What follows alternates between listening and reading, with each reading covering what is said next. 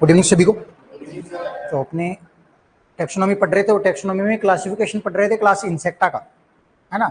और टेक्सोनॉमी में बेसिक अपने बात की थी, जो कैरोलस लिनियस ने क्लासिफिकेशन सिस्टम दिया था उसमें उन्होंने 7 यूनिट दी थी और उसके अंदर इंसेक्ट की बात करें तो वो कहाँ स्टैंड करते हैं कि किंगडम तो एनिमेलिया और उसके बाद में फाइलम आर्थ्रोपोडा पढ़ा था जो कि लार्जेस्ट फाइलम है ना, सबसे बड़ा फाइलम। और आर्थ्रोपोडा फाइलम को अपने 7 क्लासेस में डिवाइड किया था। कौन कौन सी थी? अरेक्निडा, क्रस्टेशिया, चिलापोडा, डिप्लोपोडा, इंसेक्टा, ओनिकोफोरा और ट्राइलोबिटा, जिसमें ट्राइलोबिटा के एक्सटिंक्ट क्लास है ना, अभी विलुप्त हो चुकी है, अभी देखने को नहीं मिलती। और उसमें समुद्री जीव आते थे, समुद्री आर्थ्रोपोड्स होते थे, वो बेसिकली ट्राइलोबिटा के अंदर आते थे। उसके बाद में अपने क्लास इंसेक्टा को आगे क्लासिफिकेशन किया था। क्लास इंसेक्टा की बात करें तो इसके अंदर 29 ऑर्डर्स में डिवाइड किया था, जिसमें 25 ऑर्डर्स होते हैं एक्सोप्टेरिगोट और 9 ऑर्डर्स कौन से होते हैं, ये सॉरी 4 ऑर्डर्स कौन से होते हैं?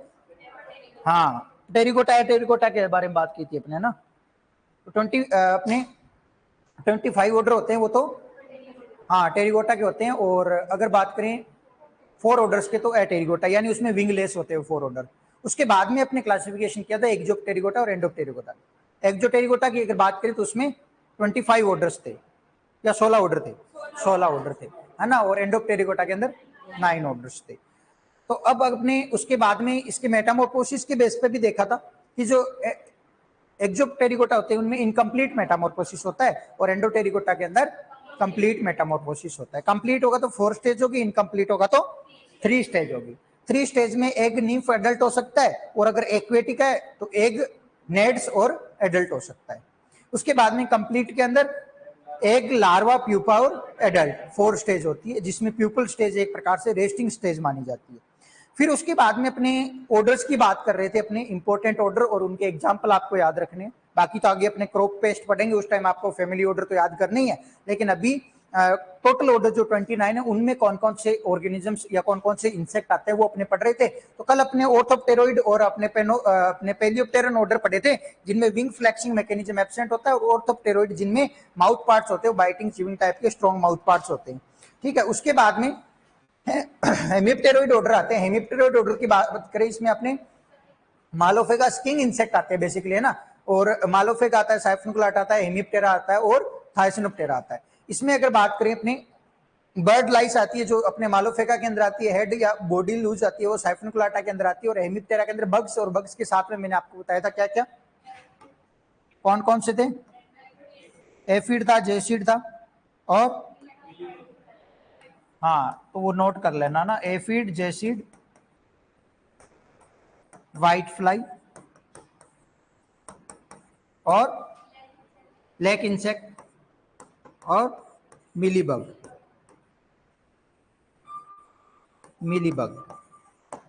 ठीक है, तो ये मोस्टली इंसेक्ट आते हैं, हेमिप्टेरा के अंदर आते हैं।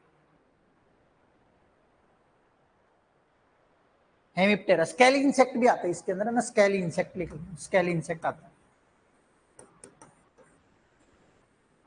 स्केल इंसेक्ट पढ़ते हैं, जैसे सेंजोन स्केल होता है, कॉटन क्यूजन स्केल होता है। कौन सी क्रॉप की होती है? कॉटन क्यूजन स्केल किसका पेस्ट होता है? कॉटन क्यूजनी स्केल, नाम सुना है? कॉटन क्यूजन स्केल नहीं नाम सुना? सुना होगा, भूल गए होंगे, ऐसे थोड़ी होता है सुनना नहीं। Cotton cuisine scale. ऐसी सैन जोन स्केल नाम सुना है? सैन जोन स्केल किसका होता है? सैन जो स्केल एप्पल का होता है ना, हाँ एप्पल का होता है। ठीक है, और कॉटन क्यूजन स्केल होता है वो अपने सीट्रस का होता है, नींबू का होता है, कॉटन क्यूजन स्केल बोलते हैं। नाम कॉटन से लग रहा है, कॉटन का पेस्ट है, कॉटन का नहीं होता। कॉटन क्यूजन स्केल सीट्रस का होता है। हाँ, ये पियर और एप्पल का होता है सैन जोन स्केल। ये एक प्रकार के इन्वेजिव पेस्ट है ना। सैन जोन स्केल कैसा है? इन्वेजिव। इन्वेजिव पेस्ट कौन से होते हैं? इन्वेजिव पेस्ट किसको बोलते हैं? What is invasive paste? क्या होते हैं इन्वेजिव, क्या होते हैं? एक्जोटिक किसको बोलते हैं? एक्जोटिक। इन्वेजिव बोल देते हैं, एक्जोटिक बोल देते हैं। हाँ, जिनको एलियन पेस्ट भी बोलते हैं ना, एलियन बोल देते हैं, एक्जोटिक बोलते हैं। एलियन मतलब ऐसा नहीं है कि दूसरे ग्रह से आ गया, है ना। एलियन का मतलब बाहर से, अदर कंट्री से गलती से अपनी कंट्री में एंटर करके यहाँ पर एस्टेब्लिश हो गया, उसको बोलते हैं अपने एक्जोटिक पेस्ट बोल देते हैं, इन्वेजिव पेस्ट बोल देते हैं, एलियन पेस्ट बोल देते हैं, है ना। तो ये अपनी कंट्री में पहले से नहीं थे, लेकिन गलती से बाहर से आकर कोई एग्रीकल्चर प्रोडक्ट के साथ आ गए और यहाँ आकर एस्टेब्लिश हो गए, है ना, और फिर यहाँ पर अपना डैमेज करने लगे। तो ऐसे पेस्ट को अपने इन्वेजिव या एक्जोटिक पेस्ट बोलते हैं। और थ्रिप्स के बारे में मैंने आपको कल बताया था कि ये चिल्ली का इंपॉर्टेंट पेस्ट होता है, उसके साथ में ऑनियन गार्लिक में भी डैमेज करता है। और इसमें एसिमेट्रिकल माउथ पार्ट्स होता है, जिसमें मैंने आपको बताया था कि राइट मैंडिबल होता है वो एब्सेंट होता है इसके अंदर। कौन सा mandible? Right mandible. Right mandible absent होता है। राइट मैंडिबल एब्सेंट होता है। तो एसिमेट्रिकल, एसिमेट्रिकल मतलब दोनों मैंडिबल बराबर नहीं होंगे, माउथ पार्ट्स के दोनों पार्ट बराबर नहीं होंगे। राइट वाला एक मैंडिबल होता है वो एब्सेंट होता है, इसलिए एसिमेट्री होती है इसके अंदर, माउथ पार्ट्स के अंदर, थ्रिप्स के अंदर। थ्रिप्स में कैसे माउथ पार्ट्स होते हैं आगे पढ़ेंगे, अपने इंसेक्ट के माउथ पार्ट्स तो पढ़ेंगे, लेकिन फिर भी अगर आपको नॉलेज हो कैसे होते हैं थ्रिप्स में, कैसे माउथ पार्ट्स होते हैं। सिंपल स्किंग टाइप के माउथ पार्ट्स किसी में भी नहीं होते, या तो पियर्सिंग एंड स्किंग टाइप की बोल सकते हैं। पियर्सिंग एंड स्किंग टाइप के तो बाकी सभी में होते हैं, थाइसनोप्टेरा थ्रिप्स में नहीं होते। इनमें बाकी में सभी में पियर्सिंग एंड स्किंग होते हैं, लेकिन थ्रिप्स में नहीं होते। थ्रिप्स में कैसे होते हैं? थ्रिप्स में होता है respiring and skiing type. Respiring यानी खुरचने वाले, है ना, खुरचते हैं वो, अपने टिश्यूज होते हैं ऊपर के लीव्स के, उसको खुरच के और वहां से जो अपने लिक्विड निकलता है उसको वो क्या करते हैं, सक करते हैं। तो रेस्पिंग एंड स्किंग टाइप के होते हैं थ्रिप्स के अंदर। बाकी सभी के अंदर पियर्सिंग एंड स्किंग टाइप के होते हैं, जो सेप्सकिंग इंसेक्ट होते हैं उनके अंदर। नेक्स्ट आता है एंडोप्टेरिगोटा। एंडोप्टेरिगोटा यानी जिनके अंदर क्या होगा, जिनके अंदर कंप्लीट मेटामॉर्फोसिस होगा, और विंग डेवलपमेंट क्या होता है, इंटरनली होता है इनके अंदर, है ना। इसमें अगर बात करें अपने न्यूरोप्टेरा और अपने मेकोप्टेरा, ये दो ऑर्डर आते हैं, जिसमें एंटलियन, एफिड लाइन, ओवल फ्लाई और मेंटिस्पीड, अपने मेंटिस्पीड या मेंटिस फ्लाई बोलते हैं उसको, है ना। तो ये क्या है, बेनिफिशियल ऑर्डर बोल सकते हैं कि इसमें कुछ ऐसे इंसेक्ट आते हैं जो बेनिफिशियल होते हैं। जैसे ये इंसेक्ट आपने देखा होगा, इसको बोलते हैं एफिड लाइन। क्या बोलते हैं इसको? एफिड लाइन, या इसको बोलते हैं क्राइजोपर्ला कार्निया। साइंटिफिक नेम होता है इसका क्राइजोपर्ला कार्निया, एफिड लाइन बोलते हैं इसको, है ना, या इसको ग्रीन लेस विंग बग बोल देते हैं। ये क्या होता है, ये यहां देखेंगे अगर आप, तो इसका जो गर्भ, ये गर्भ होता है वो क्या कर रहा है, एफिड को फीड कर रहा है। तो ये क्या है, एफिड का प्रीडेटर। तो ये अपने लिए कैसा है, बेनिफिशियल है। ये अपने लिए कैसा है, बेनिफिशियल। तो ये क्या है, ये क्राइजोपर्ला है ना, क्राइजोपर्ला। क्राइजोपर्ला, ये क्राइजोपर्ला का एडल्ट है, और ये क्राइजोपर्ला का है लार्वा। ये है लार्वा। एडल्ट तो क्या होता है, पोलिनेशन करता है, नेक्टर पे फीड करता है, लेकिन इधर लार्वा होता है, ये प्रेडेटर होता है किसका, एफिड का, है ना। और ये कौन से ऑर्डर में आते हैं, न्यूरोप्टेरा के अंदर आते हैं। न्यूरोप्टेरा ऑर्डर बेनिफिशियल अपने इंसेक्ट इसके अंदर आते हैं। उसके बाद में अगर बात करें मेकोप्टेरा, तो इसमें स्कॉर्पियन फ्लाई आती है, एग्रीकल्चर में कोई इसका इंपॉर्टेंस नहीं है। उसके बाद में आते हैं पेनोरपोइड कॉम्प्लेक्स, यानी कुछ ऐसे ऑर्डर्स आते हैं जिनके अंदर कंप्लीटली अपने मेटामॉर्फोसिस पाया जाता है, ठीक है, वो फुली डेवलप्ड ऑर्डर या फुली इवोल्यूटेड ऑर्डर माना जाता है इनको। लेपिडोप्टेरा, लेपिडोप्टेरा के अंदर आते हैं बटरफ्लाईज और मोथ आते हैं। मोथ और बटरफ्लाई में डिफरेंस जानते हैं, क्या डिफरेंस होता है मोथ और बटरफ्लाई? बटरफ्लाई तो सबने देखी है, मोथ देखी है, मोथ, मोथ भी देखी होगी। क्या डिफरेंस होता है दोनों में? ऐसा कोई फिक्स नहीं है, बड़े साइज की, सबसे बड़े साइज की तो मोथ ही होती है, बटरफ्लाई से भी बड़ी होती है। क्या डिफरेंस होता है बटरफ्लाई और मोथ के अंदर, क्या डिफरेंस होता है? जैसे इसके फोटो देखिए अपनी, अभी अपने पास होंगे ना, ये देखो, तो यहां पर आप देखेंगे तो इसमें बटरफ्लाई कितनी और मोथ कितनी है, बता सकते हो? कितनी मोथ है, कितनी बटरफ्लाई है? ऑनलाइन वाले बच्चे कुछ कुछ बता रहे हैं। हाँ, कितनी बटरफ्लाई है,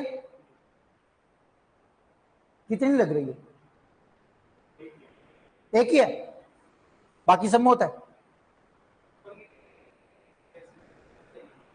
इसमें बटरफ्लाई एक ही है, जो ये टाइगर बटरफ्लाई दिखाई दे रही है आपको, है ना, ये एक ही बटरफ्लाई है, बाकी ये भी मोथ है, ये सिल्कवर्म का एडल्ट है ना। और ये किसका है, सेप्स किंग, ये अपने फ्रूट्स किंग मोथ है।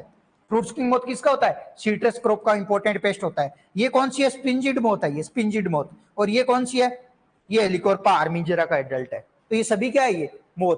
तो यहाँ पर आपने बोल सकते हैं एक चीज तो देख के कि जो बटरफ्लाई होती है वो ज्यादा ब्राइट कलर की होती है, मोथ होती है वो डल कलर की होती है थोड़ी, है ना। और दूसरा सबसे मेजर डिफरेंस तो आप पहचानना है कि हाँ ये बटरफ्लाई एक मोथ है, तो मोथ कभी भी डायगोनल नहीं होती है। डायगोनल मतलब डे टाइम में एक्टिव नहीं रहते, नॉकटर्नल होते हैं। नाइट में जो बटरफ्लाई के जैसे इंसेक्ट अगर आपको दिखाई दे रहे हैं ना, तो वो सभी मोथ ग्रुप के हैं। कौन से ग्रुप के, वो मोथ ग्रुप के हैं। और डे टाइम में अगर कोई ऐसे इंसेक्ट दिखाई दे रहे हैं तो वो मोस्टली क्या है, बटरफ्लाई। एक्सेप्शन हो सकते हैं कोई, लेकिन मोस्टली आप दिन में जो भी आपको बटरफ्लाई जो उड़ती दिखाई दे रही है वो सभी बटरफ्लाई ही है। लेकिन नाइट में अगर कोई बटरफ्लाई का जैसा इंसेक्ट उड़ता दिख रहा है तो वो क्या है, मोथ। भी नाइट में कभी बटरफ्लाई उड़ती हुई देखिए क्या, नहीं होती। बटरफ्लाई डायगोनल होती है, डे टाइम में एक्टिव रहती है, और मोथ होती है वो नॉकटर्नल होती है, नाइट के अंदर एक्टिव रहती है। ठीक है, तो ये। और एग्रीकल्चर में अगर आपसे पूछे कि एग्रीकल्चर में जो एग्रीकल्चर पेस्ट होते हैं मोस्टली वो लेपिडोप्टेरा ऑर्डर के, वो मोथ ग्रुप के होते हैं, बटरफ्लाई ग्रुप के होते हैं, मोथ ग्रुप के होते हैं। बटरफ्लाई ज्यादा डैमेज नहीं करती। बटरफ्लाई की कुछ एक स्पीसीज है, जैसे अनार बटरफ्लाई है ना, लेमन बटरफ्लाई है, सीट्रस बटरफ्लाई जिसको बोलते हैं, है ना। और इसके अलावा ब्लू बटरफ्लाई है, और इसके अलावा कैबेज बटरफ्लाई। ये 4-5 ऐसी स्पीसीज है जो डैमेज करती है। बाकी जितने भी इंसेक्ट आप लेपिडोप्टेरा के देखेंगे ना, सबका एडल्ट कौन होता है, मोथ होती है ना। तो मोथ ग्रुप के इंसेक्ट होते हैं वो ज्यादा डैमेज करते हैं। और लेपिडोप्टेरा ऑर्डर के इंसेक्ट कौन सी स्टेज में डैमेज करते हैं, लार्वल स्टेज में डैमेज करते हैं, याद रखना है, सिर्फ इस इंसेक्ट को छोड़कर।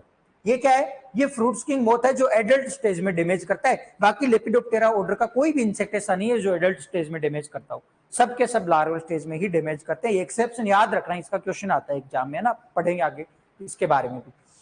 तो अभी अपने लेपिडोप्टेरा ऑर्डर के बारे में बात की कि इसमें बटरफ्लाई और मोथ आती है। इसमें इंसेक्ट्स की बात करें तो इंसेक्ट्स तो बहुत सारे आते हैं इसके अंदर, है ना, जैसे हेलिकोर्पा है, स्पोडोप्टेरा है ना, रेड हेरी कैटरपिलर है ना। बटरफ्लाई जितनी भी है वो सभी इसके अंदर आती है ना। आर्मीवर्म सभी इसके अंदर आते हैं, स्टेम बोरर सभी इसके अंदर आते हैं। तो इस प्रकार से इसके अंदर तो बहुत इंसेक्ट आते हैं, वो आगे जब इंसेक्ट पेस्ट पढ़ेंगे अपने फसलों के तो उस टाइम बात करेंगे। फिर अपने ट्राइकोप्टेरा आता है, इसमें कैडिस फ्लाई आते हैं, ज्यादा इंपॉर्टेंट नहीं है अपने लिए। डिप्टेरा, डिप्टेरा के अंदर मॉस्किटोज आते हैं, मीच आते हैं, सैंड फ्लाई आती है और हाउस फ्लाई आती है। इसके अलावा इसके अंदर फ्रूट फ्लाई आती है, फ्रूट फ्लाई, फ्रूट फ्लाई भी इसके अंदर आती है।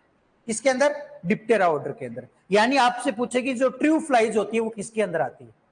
ट्रू फ्लाइज का क्या मतलब हुआ, जैसे व्हाइट फ्लाई है तो व्हाइट फ्लाई कोई ट्रू फ्लाई थोड़ी है, वास्तव में मक्खी थोड़ी है वो तो नाम पड़ गया उसका व्हाइट फ्लाई। ट्रू फ्लाइज का मतलब होता है कि जिसमें विंग्स होते हैं वो एक ही होता है, फुली डेवलप विंग एक जोड़ी होता है, दूसरी जोड़ी होती है वो रिड्यूस होती है, जिनको हेल्ट्रस बोलते हैं। हाउस फ्लाई देखिए, हाउस फ्लाई देखिए सबने, उसके अंदर आप देखोगे तो विंग्स दो जोड़ी नहीं होते, एक ही जोड़ी दिखती है। दूसरी जोड़ी होती है वो रिड्यूस होती है, छोटे रह जाते हैं, लोब लाइक स्ट्रक्चर होती है, उनको हेल्ट्रस बोलते हैं। तो ये ट्रू फ्लाइज की पहचान होती है ना, कि जो वास्तविक मक्खी जिसको बोल सकते हैं वो डिप्टेरा ऑर्डर में आएगी। उसकी पहचान क्या होगी, उसकी पहचान होगी कि उसके अंदर क्या होगा, एक ही जोड़ी पंख विकसित होंगे या एक ही जोड़ी पंख अपने को स्पष्ट दिखाई देंगे। दूसरे जोड़ी पंख होते हैं वो छोटे होते हैं, रिड्यूस फॉर्म में होते हैं, है ना। ये अपने ट्रू फ्लाइज की कैरेक्टर होता है, और ट्रू फ्लाइज डिप्टेरा ऑर्डर के अंदर आती है। बाकी जैसे व्हाइट फ्लाई पढ़ते हैं तो व्हाइट फ्लाई तो हेमिप्टेरा में आते हो, कोई मक्खी थोड़ी है वो, नाम है उसका व्हाइट फ्लाई, सफेद रंग का मच्छर होता है, नाम दे दिया व्हाइट फ्लाई। ठीक है, लेकिन ट्रू फ्लाई सभी किसके अंदर आएगी, डिप्टेरा ऑर्डर के अंदर। उसके बाद में आता है साइफिनप्टेरा आता है, फ्लियाज आते हैं इसके अंदर, ठीक है, ये पैरासाइट होते हैं। फिर हाइमेनोप्टेरा की बात करें, बी, वास्प और आंट्स आते हैं इसके अंदर हाइमेनोप्टेरा के अंदर। ये हाइमेनोप्टेरा ऑर्डर को क्या माना जाता है, बेनिफिशियल ऑर्डर माना जाता है, पता है ना। हाँ, बेनिफिशियल ऑर्डर माना जाता है। एग्जाम में क्वेश्चन आता है कि बेनिफिशियल ऑर्डर कौन सा है, तो क्या बोलेंगे, हाइमेनोप्टेरा।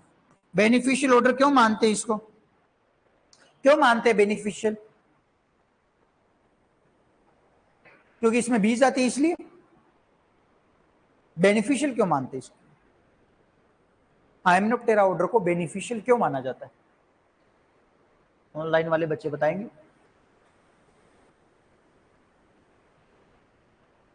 हाँ, क्या होता है, क्या बेनिफिट होता है वो पूछ रहा हूं। पॉलिनेशन होता है, और बी से हनी कलेक्ट कर सकते हैं, और वैक्स कलेक्ट कर सकते हैं, और भी कुछ बेनिफिट होता है। या ऐसा बोल सकते हैं कि इस ऑर्डर के मैक्सिमम इंसेक्ट बेनिफिशियल होते हैं, बोल सकते हैं ऐसा।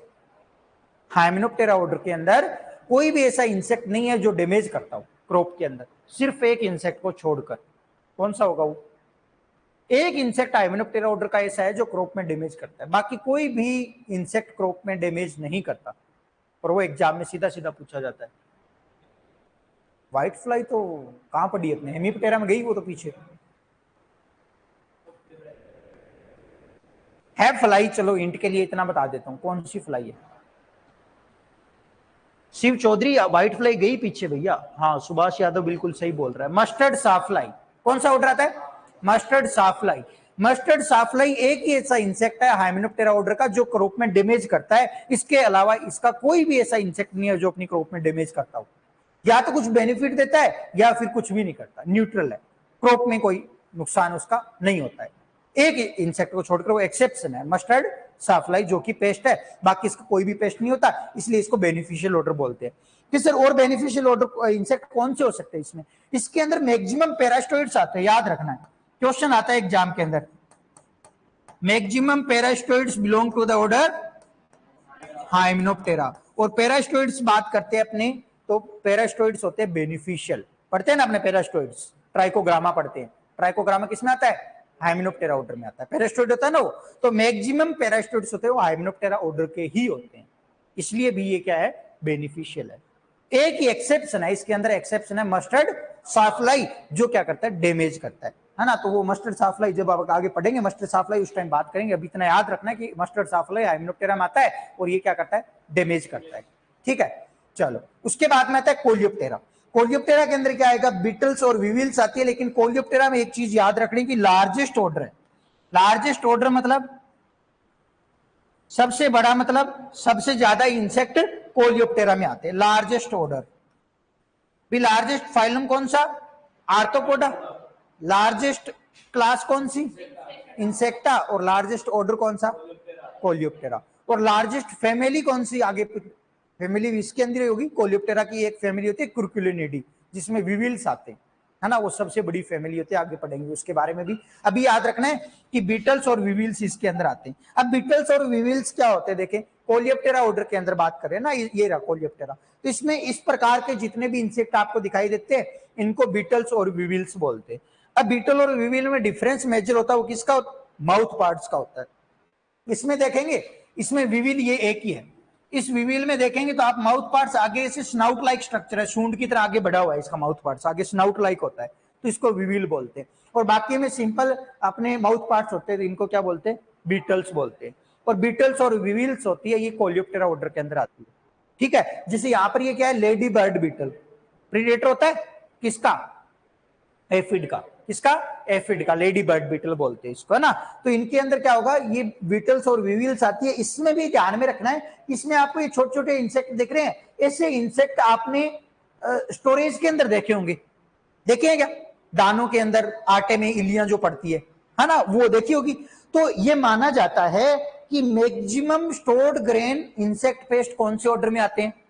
कोलियोप्टेरा ऑर्डर से बिलोंग करते हैं, याद रखना है। Maximum stored grain paste, bracket में लिख रहा हूं मैं अभी के लिए ना, maximum stored grain paste, stored grain paste, grain paste किस में आते हैं? कोलियोप्टेरा ऑर्डर के अंदर आते हैं। Maximum stored grain paste Coleoptera order में आते हैं, जो कि आप दाने में जो भी इलियां, या जैसे खपरा बीटल पढ़ते हैं अपने, खपरा बीटल, अपने पल्स बीटल, है ना, राइस विविल, ये सब क्या है? बीटल और विविल जिस भी नाम के पीछे लग गया वो सिंपल सी बात है, क्या है? वो कोलियोप्टेरा ऑर्डर का है। याद रखने का सिंपल सा तरीका, कोई भी नाम पढ़ा, किसी के पीछे बीटल लगा हुआ है, किसी के पीछे विविल लगा हुआ है, तो तुरंत बता देना कि कौन से ऑर्डर का है? कोलियोप्टेरा ऑर्डर का है। और मैक्सिमम स्टोर्ड ग्रेन पेस्ट आते हैं वो कोलियोप्टेरा में आते हैं। फिर आता है स्ट्रेप्सिप्टेरा। स्ट्रेप्सिप्टेरा क्या होता है? ये कंप्लीटली पैरासाइटिक ऑर्डर होता है। कंप्लीटली पैरासाइटिक यानी इसके अंदर एक भी ऐसा इंसेक्ट नहीं है जो बिना पैरासाइटिक के हो। सबके सब इसमें जितने भी इंसेक्ट आते हैं वो पैरासाइटिक होते हैं, है ना, इस प्रकार के इंसेक्ट होते हैं, है ना। इनमें स्टाइलोपीड्स बोलते हैं इनको ना। कंप्लीटली पैरासाइटिक ऑर्डर एग्जाम में क्वेश्चन पूछा भी गया है और आगे भी पूछा जा सकता है कि कंप्लीटली पैरासाइटिक ऑर्डर कौन सा होता है, तो क्या बोलेंगे? अपने स्ट्रेप्सिप्टेरा, याद रखना है इसको, ठीक है। तो ये कंप्लीटली पैरासाइटिक ऑर्डर में आता है, ये अपने हो गए ऑर्डर कंप्लीट, एंडोप्टेरिकोटा, ठीक है। तो ये 29 ऑर्डर्स है। तो इसमें जो मेजर चीजें मैंने आपको बताई है वो आपको याद होनी चाहिए। बटरफ्लाई मोथ में तो कॉमन डिफरेंस कई बार क्या होता है, इसी जनरल नॉलेज के लिए याद रखना, आपने ध्यान रखना है कि मोथ होती है वो नॉक्टर्नल होती है, बटरफ्लाई डायर्नल होती है, और मोथ होती है वो डल कलर की होती है, बटरफ्लाई ब्राइट कलर की होती है। और इसके बैठने से भी देख सकते हैं, अपने बैठने की जो इसकी स्ट्रक्चर होती है ना, पोजीशन होती है, उससे भी पता चल जाता है ये बटरफ्लाई एक मोथ है। बटरफ्लाई बेसिकली क्या करती है, जब भी बैठती है अपने विंग्स को बंद करती है, मतलब अपने वर्टिकल शेप में रखती है इसे, है ना। और अगर मोथ होती है तो अपने हमेशा पंखों को फैलाकर बैठती है, तो उससे भी पहचान हो जाती है कि मोथ एक बटरफ्लाई है। जैसे नाइट पर ये नाइट में कई बार आपने देखा होगा, लाइट के ऊपर जो मोथ होती है वो बैठी रहती है, तो अपने विंग्स कैसे रखती है, स्प्रेड करके रखती है। तो बटरफ्लाई होती है वो विंग्स अपने वर्टिकल पोजिशन में रखती है।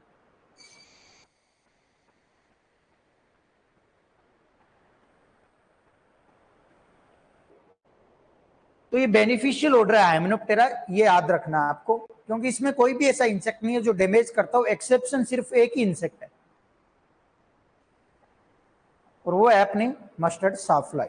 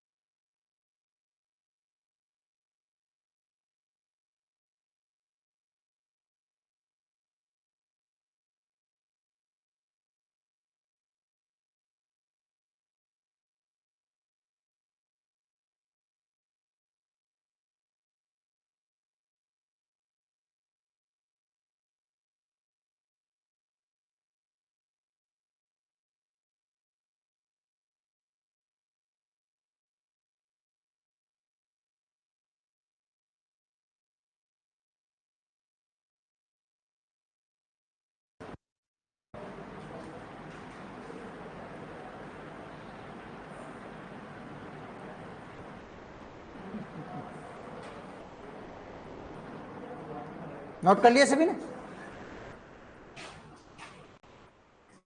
तो ये ऑर्डर्स अपने अभी पढ़े थे, कौन कौन से? ऑर्थोप्टेरा पढ़ा था जिसमें अपने ग्रासहोपर क्रिकेट्स आते हैं ना, ग्रासहोपर आते हैं क्रिकेट्स। ग्रासहोपर तो सिंपल इस टाइप के ग्रासहोपर अपने देखे होंगे आपने, लोकस्ट भी इसके अंदर आती है, और इसके साथ में क्रिकेट्स आते हैं ना, और मोल क्रिकेट भी आता है। मोल क्रिकेट ऐसा डेजर्ट एरिया होता है उसमें ज्यादा देखने को मिलता है, मोल क्रिकेट बोलते हैं इसको ना।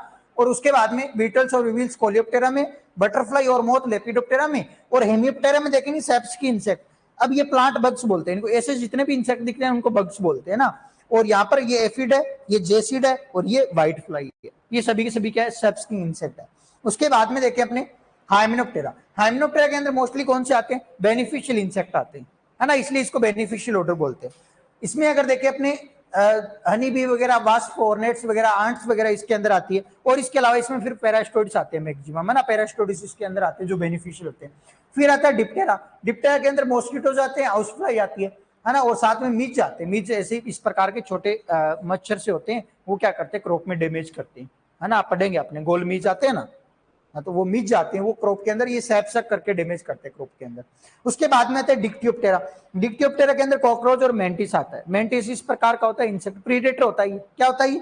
प्रीडेटर होता है, बहुत पावरफुल प्रीडेटर होता है ना, बहुत पावरफुल प्रीडेटर माना जाता है इसको, ठीक है, बेनिफिशियल होता है ये वैसे फील्ड के अंदर। और ये कॉकरोच तो अपने डिक्टियोप्टेरा ऑर्डर के अंदर आता है, इतना याद रखना है ना। उसके बाद में आता है थ्रिप्स।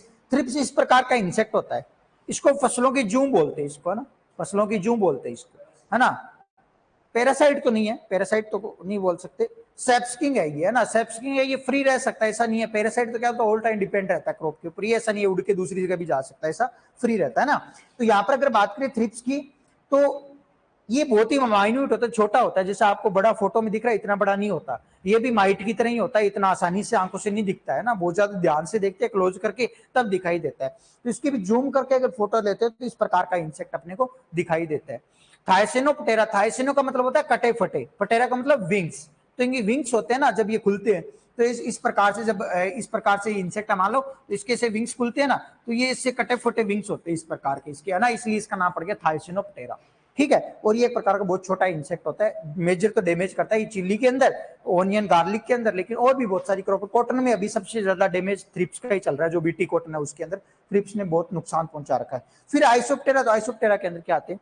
टर्माइट आती है ना, और टर्माइट के अंदर आगे पढ़ेंगे अपने, पॉलीमोर्फिज्म वगैरह होता है टर्माइट में। तो ये इंपॉर्टेंट ऑर्डर्स थे जिनके बारे में अपनी बात की, ये ऑर्डर्स के एग्जाम्पल और इनके बारे में कुछ इंपॉर्टेंट चीजें मैंने आपको बताई है, वो आपको याद रखनी है। बाकी ऑर्डर के साथ में फैमिली भी याद रखनी है, लेकिन वो तो उनकी याद रखनी है जो अपने क्रॉप के इंपॉर्टेंट पेस्ट पड़ेंगे उनकी, सब फैमिलीज आपको याद रखनी जरूरी नहीं है ना। हर ऑर्डर के अंदर 60-60, 70-70 फैमिलियां होती है, तो सबको तो याद नहीं रख सकती, इतनी फैमिलीज याद रखने का है नहीं, अपने सिर्फ क्या करना है, जो क्रॉप पेस्ट अपने पढ़ेंगे उनकी फैमिलीज याद रखनी है आपको, बाकी सबको। सर आंट से क्या बेनिफिट होता है? नुकसान भी तो क्या होता है? नुकसान होता है कि कोई तो नुकसान नहीं होता, तो जरूरी थोड़ी को बेनिफिट, तो नुकसान भी तो नहीं हो रहा ना। हाँ, तो ऐसा नहीं है कि सभी के सभी इंसेक्ट बेनिफिशियल होते हैं, मैंने ये बोला कि इसमें हार्मफुल इंसेक्ट कोई नहीं होता, सिर्फ एक इंसेक्ट को छोड़कर, कौन? मस्टर्ड साफ्लाई, है ना। और वैसे अगर आंट्स को देखें तो आंट्स एक प्रकार से जनरली कई जगह फायदा भी कर सकते, कई जगह नुकसान भी कर सकते, दोनों ही कारण होते हैं। वैसे म्यूचुअलिज्म होता है अपने इसका, आंट्स का और एफिड का, है ना। तो एफिड क्या करता है? नीड्यू सिक्रेशन करता है ना, तो उसको आंट्स फीड करती है एज ए फूड, और जहां आंट्स रहती है वहां पर क्या नहीं आता? प्रीडेटर नहीं आता, लेडी बर्ड बीटल नहीं आता, तो उससे क्या होते हैं? एफिड सुरक्षित महसूस करते हैं। वैसे देखे तो नुकसान है, तो फायदा भी है नुकसान भी ऐसा है ना, तो डायरेक्ट कोई प्रत्यक्ष रूप से ऐसा नुकसान नहीं पहुंचाती है चींटियां खेत के अंदर, है ना, और फायदा भी ऐसा कुछ खास होता नहीं, तो ये न्यूट्रल इंसेक्ट मान सकते हैं इसको, तो इसलिए नुकसान नहीं है तो भी अपने कोई दिक्कत नहीं है इसमें, है ना। अब अपनी बात करेंगे मेटामॉर्फोसिस के बारे में। मेटामॉर्फोसिस का जैसा मैंने मतलब बताया, शाब्दिक अर्थ होता है या हिंदी मतलब होता है इसका कायांतरण। क्या होता है? कायांतरण। काया मतलब शरीर और अंतरण मतलब परिवर्तन, इस शरीर के अंदर परिवर्तन आना, शरीर में परिवर्तन आना। जैसे अपने अंदर अलग अलग अवस्थाएं होती है, लेकिन सभी अवस्थाएं दिखने में एक जैसी होती है ना। आकार बड़ा हो सकता है लेकिन दिखने में कैसी होती है? एक जैसी होती है ना। जैसे बचपन होता है, फिर युवा होते हैं, तो फिर थोड़े बुजुर्ग हो जाते हैं, तो ऐसे कीटों में नहीं है। कीटों में अलग अलग अवस्थाएं होती है। कीटों का अपने जीवन काल होता है, जो लाइफ साइकिल होता है वो अलग अलग स्टेज में पूरा होता है ना। तो उसमें के बेस पे अगर देखें तो मेटामॉर्फोसिस बोलेंगे कि इसको process of change from egg to adult, egg से एडल्ट बनने की जो पूरी प्रोसेस है उसको क्या बोलते हैं? मेटामॉर्फोसिस बोलते हैं। और यहां पर अगर देखें नीम्फ एंड लार्वी डू मोल्टिंग, यानी मोल्टिंग क्या होगी, शेडिंग ऑफ ओल्ड क्यूटिकल, पुरानी क्यूटिकल का उतरना, नई क्यूटिकल का बनना, क्या होता है मोल्टिंग। कि मोल्टिंग क्यों जरूरी है, इंसेक्ट के लिए मोल्टिंग क्यों जरूरी है? मैच्योर होने के लिए, या बोल सकते हैं बॉडी की ग्रोथ के लिए। तो सर बॉडी की ग्रोथ तो अपनी भी होती है, अपने तो मोल्टिंग नहीं करते,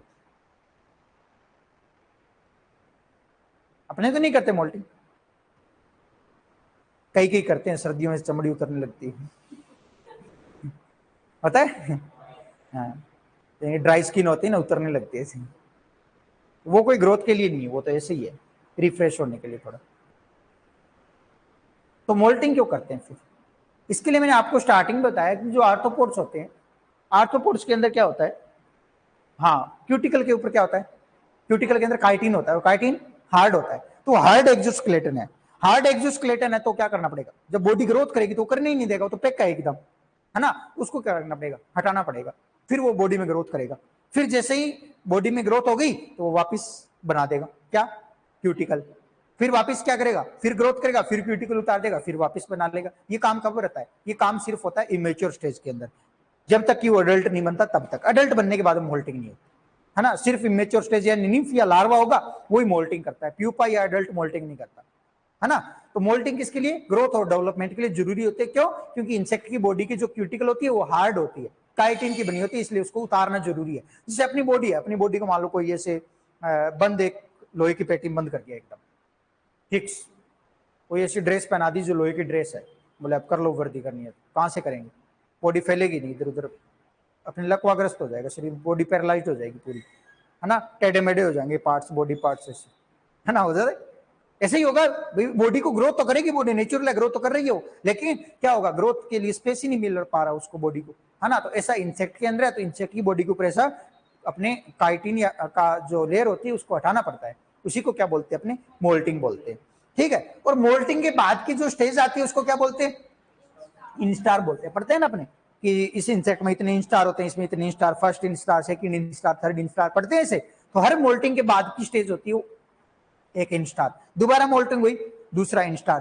तीसरी मोल्टिंग हुई तीसरा इंस्टार। कि सर मोल्टिंग इंसेक्ट्स में फिक्स होती है क्या, बिल्कुल नहीं होती, इंसेक्ट्स में स्पीशीज टू स्पीशीज वेरी करती है मोल्टिंग, किसी में 4 टाइम मोल्टिंग होती है, किसी में 3 टाइम होती है, किसी में 7 टाइम भी होती है ना, तो वो वेरी करती है, मेल फीमेल में भी वेरी कर सकती है ना, मेल फीमेल में कि कुछ मेल होते हैं 6 टाइम मोल्टिंग करने के बाद में एडल्ट बन जाते हैं, उसी स्पीशीज की फीमेल होती है उसको 7 टाइम मोल्टिंग की जरूरत पड़ती है, तो मेल फीमेल में मोल्टिंग टाइम वेरी कर सकता है ना। अब यहां पर अगर बात करें जो मेटामॉर्फोसिस है वो कितने टाइप का हो सकता है, बेसिकली तो वैसे अपने 2 टाइप के पढ़ते हैं, कंप्लीट और इनकम्प्लीट। एक अपने नो मेटामॉर्फोसिस यानी ए मेटामॉर्फोसिस बोलते हैं, जिसको जिसमें मेटामॉर्फोसिस होता ही नहीं है ना। तो ये किस में होगा, ये मोस्ट प्रिमिटिव टाइप होता है, ये ना के बराबर होता है, मेटामॉर्फोसिस नहीं मान सकते इसको, सिल्वर फिश के अंदर होता है। सिल्वर फिश में अगर देखें किस प्रकार से होता है ये, तो यहां पर देखेंगे एग है, अब एग के बाद में जो नीम्फ निकला है ना, वो नीम्फ के कोई भी इंस्टार देख लो और एडल्ट को देख लो, सब एक समान ही दिख रहे, जिसे अपने ह्यूमन बींग्स के अंदर है ना, ह्यूमन बींग्स के अंदर जन्म से लेके बुढ़ापे तक सब कुछ एक समान, बस शरीर में ग्रोथ दिखाई दे रही है, सेम ऐसा इसके अंदर होता है। तो अपने मेटामॉर्फोसिस नहीं है, मतलब इसमें मेटामॉर्फोसिस नहीं, ए मेटामॉर्फोसिस है, मोल्टिंग तो हो रही है इसके अंदर भी, लेकिन कुछ बॉडी में चेंज नहीं हो रहा कुछ खास, कायांतरण मतलब शरीर में कोई परिवर्तन नहीं हो रहा, इसलिए इसको अकायांतरण बोलते हैं, कोई शरीर में परिवर्तन नहीं है, अमेटामॉर्फोसिस बोल देते हैं ना। ये सिल्वर फिश के अंदर होता है, और सिल्वर फिश अपने को पता है कैसा इंसेक्ट है, विंगलेस इंसेक्ट है, इसमें देखेंगे कहीं भी आपको विंग्स दिखाई नहीं देंगे, ठीक है, विंगलेस होता है। सिल्वर फिश की स्टडी एंटोमोलॉजी में की जाती है, तो ये नो मेटामॉर्फोसिस, कोई मेटामॉर्फोसिस के अंदर नहीं होता। फिर आता है हेमी मेटाबोला या इनकम्प्लीट मेटामॉर्फोसिस, क्या लिखा हुआ है, अब जनरली क्या होता है इनकम्प्लीट ना देके टेक्निकल वर्ड आते हैं एग्जाम के अंदर, हेमी मेटाबोला, एक होता है होलो मेटाबोला, है ना, हेमी मतलब इनकम्प्लीट, होलो मतलब कंप्लीट। इसमें कितनी स्टेज होगी, इनकम्प्लीट है तो 3, कौन कौन सी, एग, नेट्स और एडल्ट। नेट्स कब होंगे, जब एक्वेटिक होंगे, अगर एक्वेटिक नहीं हुए तो, एक्वेटिक नहीं हुए तो नीफ होगा, एक्वेटिक नहीं हुए तो नीफ होगा, आगे बात करेंगे इसके बारे में। लेकिन अगर नेट्स होगा तो किस किस का होगा, ड्रैगन फ्लाई, डेमसेल फ्लाई, मे फ्लाई। और ये कौन से ऑर्डर में आते हैं बताओ, ड्रैगन फ्लाई और डेमसेल फ्लाई कौन से ऑर्डर में आते हैं, पढ़ा था आपने, ओडोनाटा के अंदर, जिसमें क्या होता है विंग फ्लेक्सिंग मैकेनिज्म एब्सेंट होता है। ऐसा ही सेम मे फ्लाई किसमें आता है, ये तो क्वेश्चन भी आया हुआ आपके प्री पीजी के अंदर, मे फ्लाई का ऑर्डर एम्फीमेरोप्टेरा। कौन सा ऑर्डर होगा? एम्फीमेरोप्टेरा। और इन दोनों ही इंसेक्ट के जो निम्फ होते हैं वो कैसे होते हैं? एक्वेटिक होते हैं, पानी में रहते हैं। भाई एगलिंग कहां करती है? पानी में। तो निम्फ कहां निकलेगा? पानी में रहेगा। और निम्फ में अपने को पता है विंग्स होते नहीं है। विंग्स किस में होते हैं? एडल्ट स्टेज में होते हैं। निम्फ में विंग्स नहीं होते कभी भी। अब विंग्स नहीं है और अंडा कहां गिरा हुआ है? पानी में। तो अब निम्फ निकलेगा, वो कहां रहेगा? पानी में रहेगा, जब तक उसमें विंग्स डेवलप नहीं होते। जैसे ही उसमें विंग्स डेवलप होते हैं तो फिर वो क्या करता है? अपने टेरेस्ट्रियल हो जाता है। टेरेस्ट्रियल यानी स्थलीय जीव बन जाता है फिर वो, नहीं तो वो क्या होता है? एक्वेटिक रहता है। और एक्वेटिक निम्फ होते हैं उसको बोलते हैं नेड्स। तो ये नेड्स याद रखना आपको वर्ड है ना। नेड्स किसके लिए काम में रहते हैं? एक्वेटिक निम्फ के लिए काम में रहते हैं, क्योंकि दोनों ही तीनों इंसेक्ट क्या करते हैं? एग लेइंग पानी में करते हैं। तो पानी में एग लेइंग होगी तो निम्फ पानी में ही रहेगा, और बाद में एडल्ट बनता है तो फिर टेरेस्ट्रियल यानी स्थलीय जीव के रूप में जीवन यापन करता है। ठीक है, जैसे इसके अंदर देखें, इस प्रकार का ये एग है, ये इसका निम्फ है जिसको नेड्स बोलते हैं। ये लार्वा नहीं है ना, निम्फ होगा ये। ठीक है, और ये इसका एडल्ट है। अब इसमें विंग्स नहीं है, उड़ तो नहीं सकता, तो ये भी कहां रहेगा? पानी के अंदर ही रहेगा। और पानी में ये क्या काम करता है? प्रीडेटर होता है ये पानी में। किसका प्रीडेटर? जो मॉस्किटो के लार्वा होते हैं, पानी जो मच्छर का लार्वा वो भी कहां होगा? पानी में होगा। मच्छर कहां होते हैं? जहां ज्यादा पानी खड़े रहता है वहां मच्छर होते हैं, तो वहां वो लार्वा को फीड करने के लिए। इसलिए dragonfly as a predator beneficial होती है ना, मच्छरों के कंट्रोल के लिए इफेक्टिव होती है। और एडल्ट होता है वो भी प्रीडेटर होता है, ये हवा में जो उड़ते हुए इंसेक्ट होते हैं उनको कैच कर लेता है ना, तो ये भी प्रीडेटर होता है और ये भी प्रीडेटर होता है। लेकिन ये क्या है? नेड्स है और ये इसका एडल्ट है। तो ये एक प्रकार से हेमी मेटाबोला मेटामॉर्फोसिस है, इनकम्प्लीट मेटामॉर्फोसिस।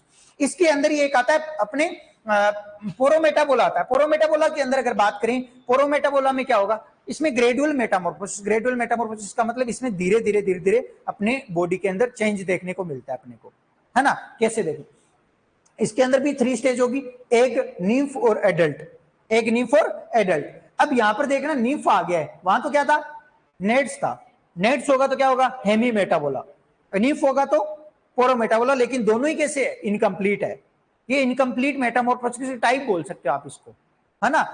तो यहां अगर देखें, nymph have no reproductive organ and wings but look similar to adult. अब निम्फ कैसा होता है? निम्फ अगर देखें तो एडल्ट के जैसा दिखाई देगा। अब ये एडल्ट है और ये निम्फ है, दोनों एक जैसे दिखाई दे रहे हैं, लेकिन इसमें ना तो विंग्स है ना इसके अंदर जेनिटेलिया डेवलप होते हैं। जेनिटेलिया भी नहीं है, विंग्स भी नहीं है, और साइज में क्या होगा? छोटा होगा। अब जब इसको जेनिटेलिया डेवलप करने, इसको अपने विंग्स डेवलप करने, तो इसको क्या करना पड़ेगा? बॉडी में ग्रोथ भी करनी पड़ेगी साथ साथ। तो ये क्या करेगा? साथ साथ में मोल्टिंग करेगा। क्या करेगा?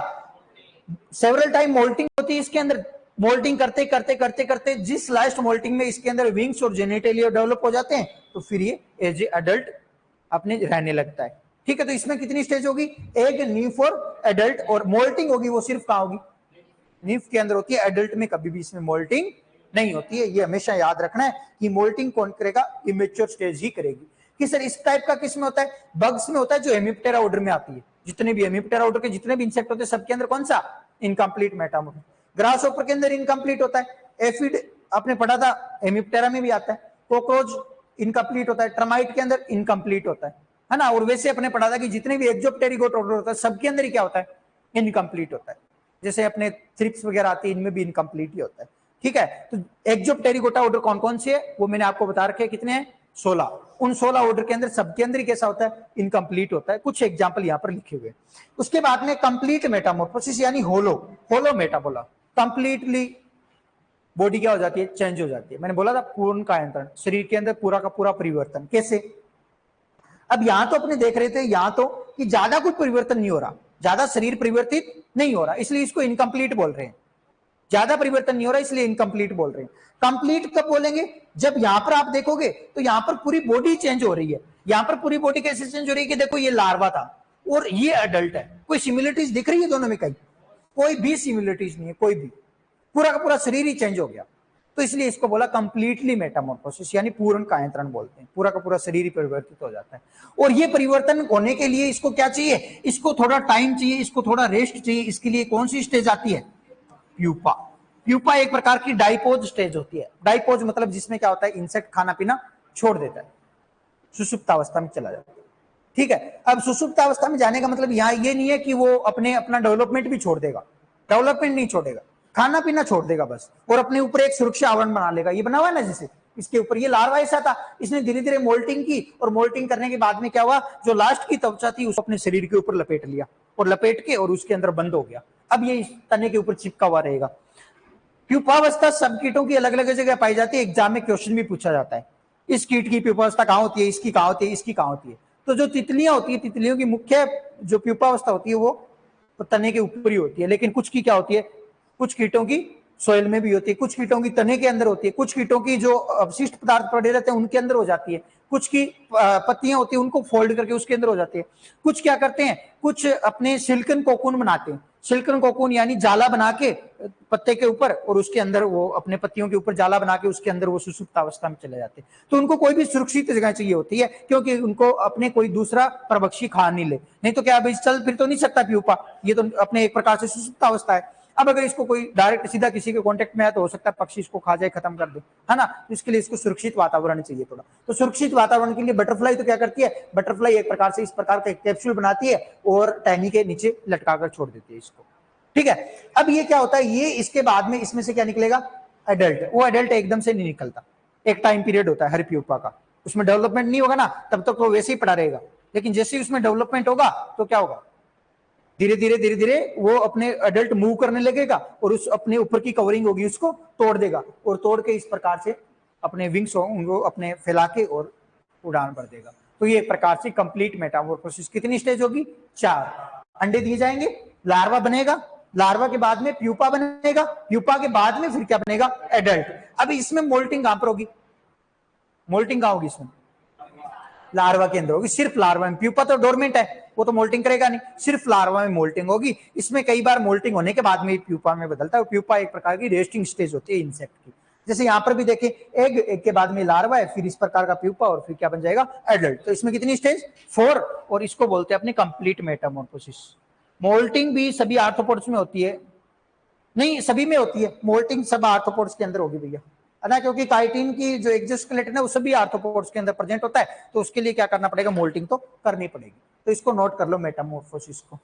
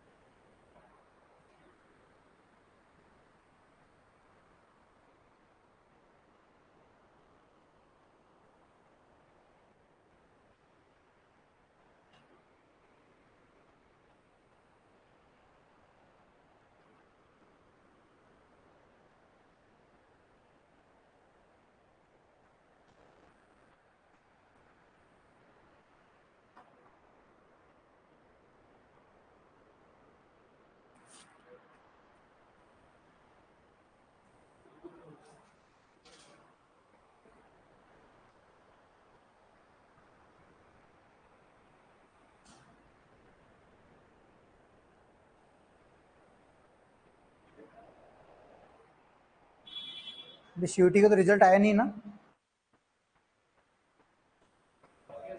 आ गया? स्कोर कार्ड आया होगा ना?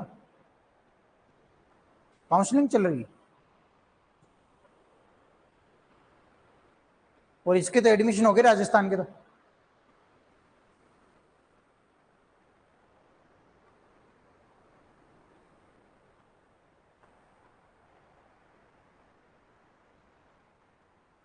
आपने जेआरएफ की भी कर रहा है कोई तैयारी? कौन कौन कर रहा है? आप कर रहे हो और इधर गर्ल्स में कोई नहीं कर रही? कोई अच्छा नहीं लगता ऐसा एग्रीकल्चर सब्जेक्ट जो पढ़ने में बढ़िया लगता हो कि सर इसको पढ़ने में मजा आता है? इसे पेपर तो देना चाहिए, पेपर देने में क्या है? वो ऐसा लगे कि हाँ सर ये सब्जेक्ट मेरे को पढ़ना अच्छा लगता है, तो क्या दिक्कत है, उससे तैयारी करो। उससे क्या होता है, पीजी में फायदा हो जाता है थोड़ा सा, प्री पीजी में एक सब्जेक्ट स्ट्रांग हो जाता है ना, तो उसके जितने भी क्वेश्चन प्री पीजी में आते हैं वो सब सोल्व हो जाते हैं, तो वो थोड़ा बेनिफिट रहता है। जैसे कोई एंटो से जैसे तैयारी करना चाहता है, तो एंटो से तैयारी करेगा तो उसको एंटो भी पढ़नी पड़ेगी, निमेटो भी पढ़नी पड़ेगी, है ना? तो उससे क्या हो गया, एंटो और निमेटो की 14 क्वेश्चन बिल्कुल सही हो ही नहीं सकता, चांस ही नहीं है कोई गलत हो, 14 के 14 सही होंगे। और एंटो निमेटो की 14 सही कर दिए तो फिर सिलेक्शन आराम से हो जाता है, क्योंकि ऐसे सब्जेक्ट होते हैं यही ज्यादा पिछड़ते हैं बच्चे इन सब्जेक्ट में। तो ऐसा कोई सब्जेक्ट पकड़ो जिसका वेटेज अच्छा हो और उससे करो तैयारी, सोइल साइंस से करो।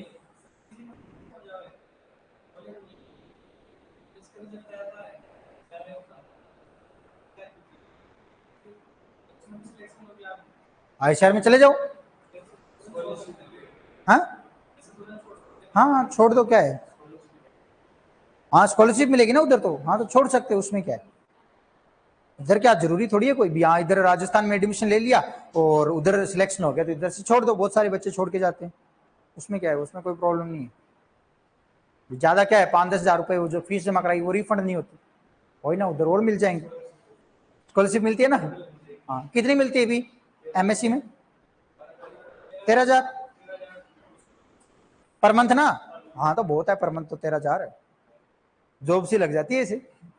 हाँ 2 साल के लिए तो है। हाँ सुपरवाइजर के जितने तो मिल ही रहे हैं। हाँ तो जो सुपरवाइजर की तैयारी कर रहा है वो अगर प्री पीजी की इसकी जेआरएफ की तैयारी कर ले तो एमएससी भी हो जाए, जॉब भी लग जाए, है? घर वालों को भी ज्यादा तंग नहीं करोगे। अगर सुपरवाइजर तो ऐसे है भी, हाँ जो 12th पास करते लग गया या बीएससी करते लग गया तो उसके लिए बेस्ट जॉब है, कोई दिक्कत नहीं है। और जो दूसरा कि ये घर के पास होनी चाहिए, ज्यादा अच्छा है। बाहर है तो फिर समस्या है, बाहर कहीं होगी ना फिर गड़बड़ है। पोस्टिंग पता चला घर से बाहर होगी तो वो जो पैसे आ रहा है वो रूम किराए में जा रहा है। हाँ 5,000 रुपये एक्स्ट्रा मिलते हैं। हाँ तो स्टेट में तो मिलती भी नहीं है स्कॉलरशिप, ये भी है ना, अगर आप जेआरएफ से राजस्थान में आते हो तो आपको स्कॉलरशिप नहीं मिलती।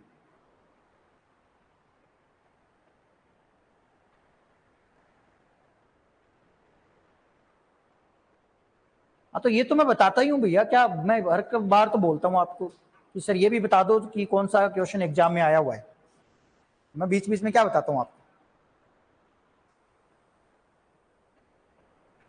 और वैसे भी आपको पुराने पेपर मैंने 2011 से लेके और 2022 तक वाले सोल्व कराने, 23 का तो मेरे पास है नहीं, नहीं तो वही करवा देता।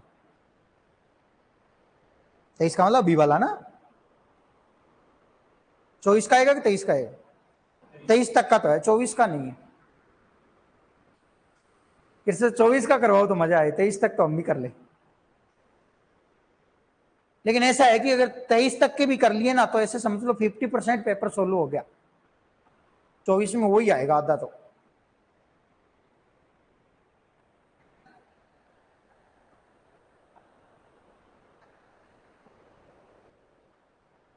ऑनलाइन वाले बच्चे कौन कौन से कॉलेज से जुड़े हुए?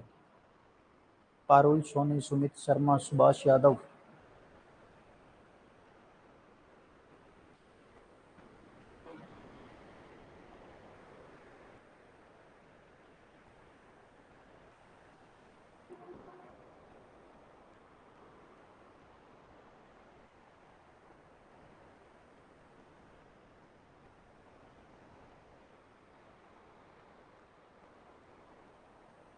तो कंप्लीट मेटामॉर्फोसिस में अपने 4 ऑर्डर्स लिखे, वैसे तो कितने 9 ऑर्डर्स के अंदर कंप्लीट मेटामॉर्फोसिस होता है, जो भी एंड ऑफ टेरिगोटा में आएंगे उनके सब के अंदर क्या होगा, कंप्लीट मेटामॉर्फोसिस होगा। लेकिन यहाँ ये 4 ऑर्डर इसलिए लिखे, ज्यादा इंपॉर्टेंट है, अपने एग्रीकल्चर में ज्यादा इनके बारे में बात करेंगे अपने, इसलिए इनका तो याद रखना ही है। और लार्वा होता है, लार्वा को अलग अलग नाम से भी जानते हैं, आगे पढ़ेंगे, अभी आएगा ना, इंसेक्ट्स की इमेच्योर स्टेज है, उनसे क्वेश्चन आते हैं सीधे सीधे एजीटीजी, है ना। तो लार्वा अलग अलग टाइप के होते हैं, यानी इनको नाम अलग अलग दिया जाता है। जैसे लेपिडोप्टेरा के लार्वा को क्या बोलते हैं, बताओ, देखिए बताओ किसी को, लेपिडोप्टेरा के लार्वा को क्या बोलते हैं, कैटरपिलर बोलते हैं। क्या बोलते हैं, कैटरपिलर बोलते हैं, रेड हेरी कैटरपिलर बोलते हैं, रेड हेरी कैटरपिलर यानी कातरा। कोलियोप्टेरा को क्या बोलते हैं, व्हाइट ग्रब बोलते हैं ना, व्हाइट ग्रब बोलते हैं, व्हाइट ग्रब, मई बीटल, जून बीटल बोलते हैं जिसको व्हाइट ग्रब बोलते हैं, ग्रब शब्द आया ना। डिप्टेरा को क्या बोलते हैं, डिप्टेरा के लार्वा को मेगट, क्या बोलते हैं, मेगट। मेगट क्या बोलते थे, रिंगलर बोलते थे, रिंगलर। मॉस्किटो के लार्वा को रिंगलर बोलते हैं ना, वे मेगट याद रखना है कॉमन। और ऐसे ही हाइमेनोप्टेरा के लार्वा को तो ग्रब भी बोलते हैं, ग्रब बोलते हैं। हनी बी का जैसे लार्वा को ग्रब बोलते हैं, है ना। तो ये लार्वा की टाइप है, नोट कर लेना इसको ब्रैकेट के अंदर। आगे वैसे तो आएगा, अभी अपने पढ़ेंगे नेक्स्ट टॉपिक वही अपना इंसेक्ट्स की इमेच्योर स्टेज के बारे में, एग्स, लार्वा, प्यूपा के बारे में।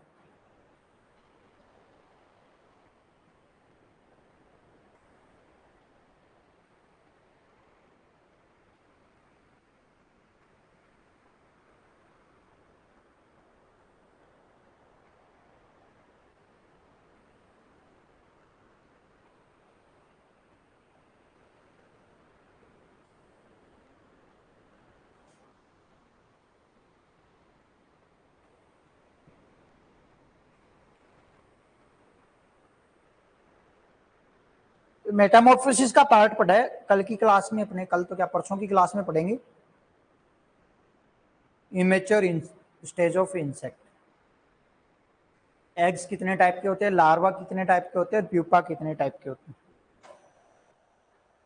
तो कल संडे है, थोड़ा सा रिवीजन करना जो आपने पढ़ा है वो, वैसे तो तुम्हें याद होना चाहिए, पर कोशिश करके जो नहीं याद है वो चीजें याद कर लेना, तो संडे का थोड़ा यूज हो जाएगा। फिर अपने पढ़ेंगे नेक्स्ट क्लास में बाकी का।